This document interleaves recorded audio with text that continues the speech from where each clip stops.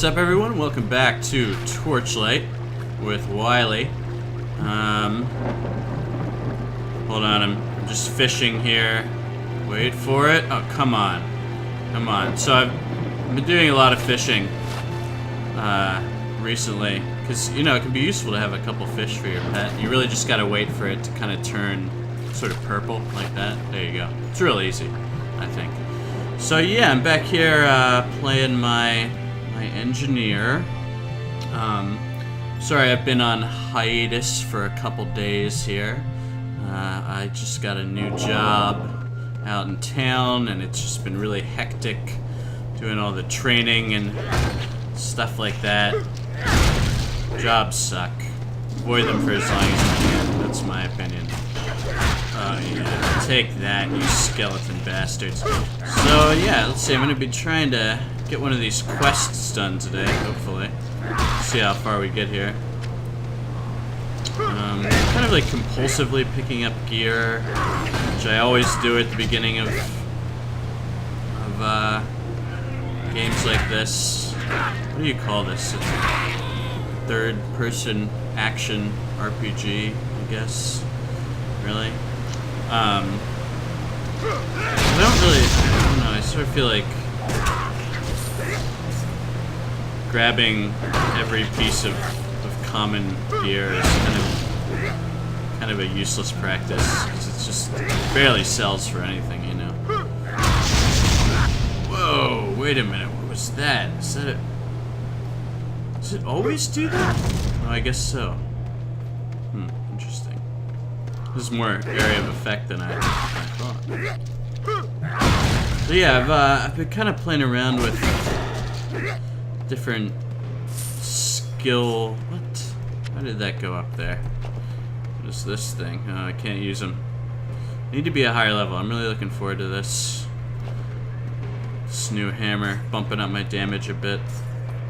Yeah, I've been playing around with different kind of skill sets and stuff, trying to figure out it's best to stick to one skill tree or kind of mix and match what you want to do. And I haven't played the engineer at all since my last video, but I have been playing an Ember Mage, which is kind of similar to a Diablo 3 mage. Not totally similar,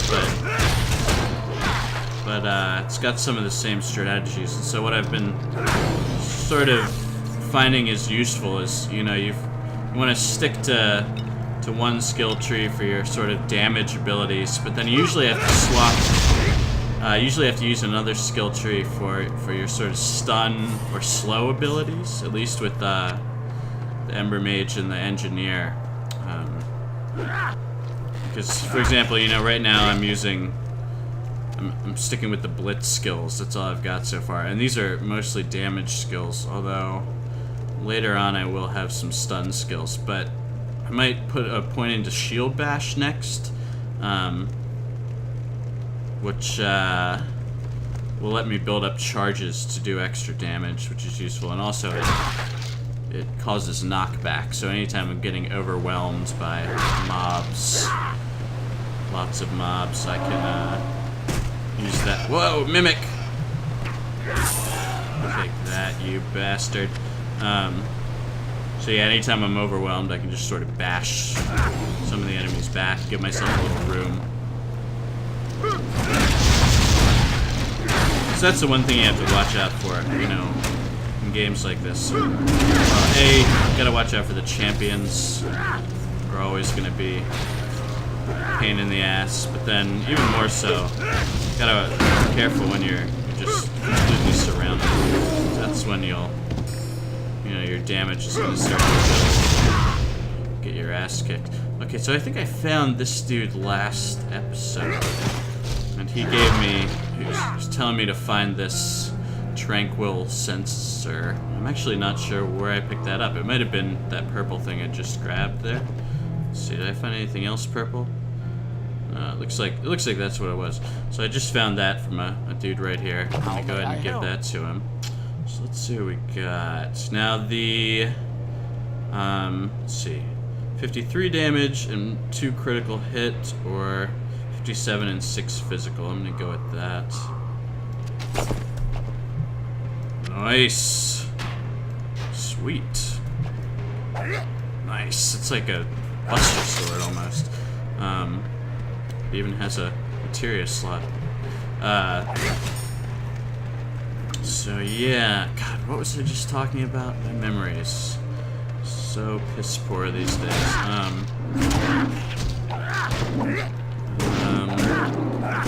Oh yeah, the engineer is kind of a two-handed class. Definitely is a two-handed class. So just want to stick with these two-handed weapons. All right, awesome. There's a quest here, a dungeon quest. So she needs me to kill a boss, I'm assuming. Recover a scroll stored in a vault. Yeah, I'm pretty sure. Pretty sure I've got to kill a boss for this quest. Let's head into the dungeon. Let's see what's going on here. I really have been enjoying the dungeons in this game. The way they're sort of fall into a couple of categories. There's like quest dungeons, and then there's these. Sweet, so I can still use that skill with the blade. I don't have to use a hammer. That's good. About to level up too. There's also there's the quest dungeons, and then there's on a lot of the field maps when you're just sort of wandering around these areas, you can find these monsters. They're usually sort of off the beaten path, and they're called phase beasts. And when you kill them, they're in the first Torchlight as well. When you kill them, they spawn a portal, which will lead you to a random dungeon, a randomly generated dungeon. And they're always full of like awesome stuff. Usually there's a boss in them, or you know, a couple champions you have to fight, and a ton of gear. So let's see, I just hit.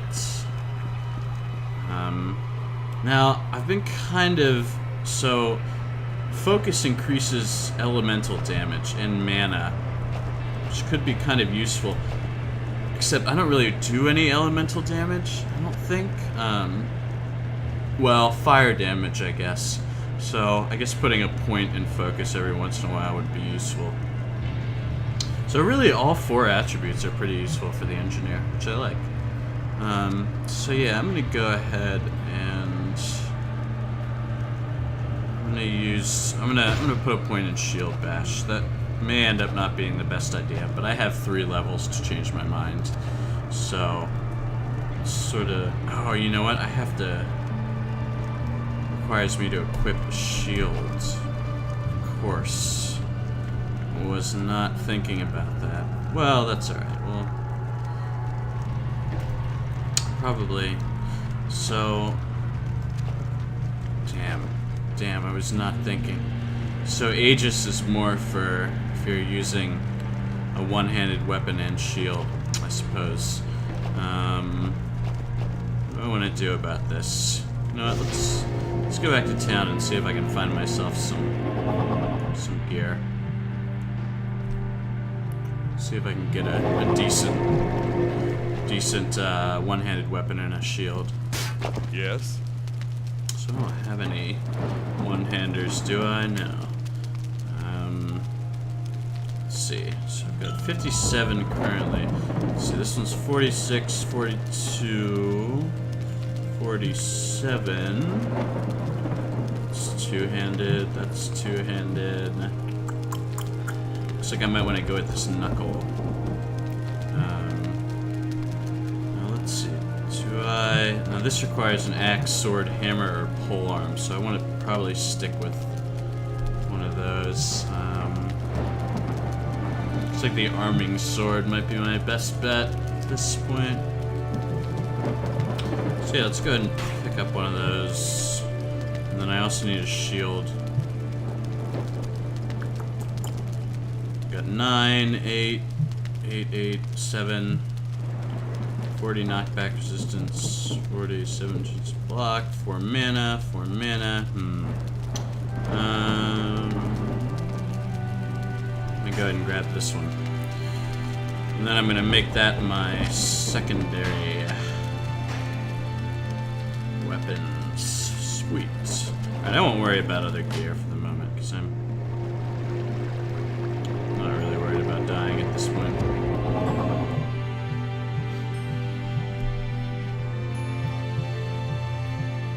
So yeah, so let's go ahead and put my shield skill here as well. Let's see how that. Alright, that's pretty cool. I kind of like the one-handed. It definitely does not do as much damage.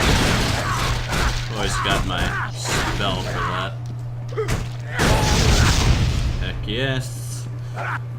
Let's try using the shield bash a bit to sort of keep enemies away while I hurt them. Oh, cool, so it stuns. Which is always good. Aha. Let's grab this chest. And this is nice because it just kind of lets me zoom around the battlefield, and it barely uses any mana. It uses 5 mana, which is nothing. So I can kind of like just abuse the heck out of that. An unidentified item.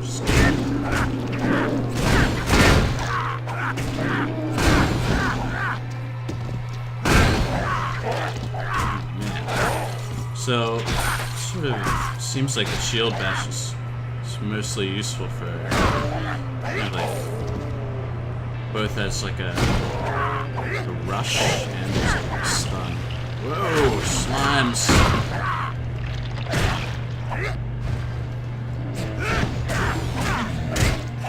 Take that, you ogre bastard. Got a mage down here. I always try to take out projectile enemies first, just because, you know, you can always run away from melee. But, you know, guys that are throwing shit at you, keep tabs on them. I'm not too good with judging distance yet. Probably because I've been using mostly projectile weapons with my other characters. I've also been playing a ranger and an ember mage, and I just pretty much always go for projectile weapons with them, just because, you know, they're not very strong characters. They're not really beefy, so you gotta always maintain some distance with those guys. Already halfway to my next level. Awesome. Oh, I still haven't invested points. Let's do 2 in strength. Just do 3 in strength, 1 in vet, 1 in focus. One thing I've been kind of playing around with is changing around my macros, because what I used to do in Diablo is change my skill macro, so in case they're instead of being on my number keys, which are kind of hard to reach when you've always got your finger on shift, you know? You should always have one finger on shift when you play a game like this, because, you know, that's your stationary attack. And if you're just trying to click on enemies to attack them, you're going to end up clicking next to them, you're going to miss them, and you really want to use shift as much as possible. So what I like to do is sort of change the controls as if I were playing League of Legends, which I play a lot. And in League of Legends, your 4 skills are mapped to. That's my bash. There's a ton of strong monsters right now. Oh, and the poison. It's dangerous. Look at all that poison. You do find a shit ton of health potions in this game. Be too conservative with those. But yeah, I like to change my champion here. That's why there's other monsters were changed, apparently. So yeah, in League of Legends, your skills are mapped to Q, W, E, and R, so that you can sort of easily activate them at any time. And I like to do that for these games too, so that you know, I can hold shift and just hit Q, W, E, or R, and I'll have my 4 skills here. I'd probably have to move my health potions. I haven't done that yet for this game because W is switch weapon in Torchlight, and I've got to sort of figure out when I'm going to change that kind of stuff too. I don't want to get confused. But I probably will end up changing it at some point, just so, you know, I can maintain distance from these guys. I wouldn't have to worry about hitting tab to switch these skills. I could just keep whatever I wanted, you know, on right click and just use E all the time as for my shield basket. Because I can't really reach the numbers from where I've got my fingers right now. Not easily enough. You want to be able to use your skills as quickly and easily as possible.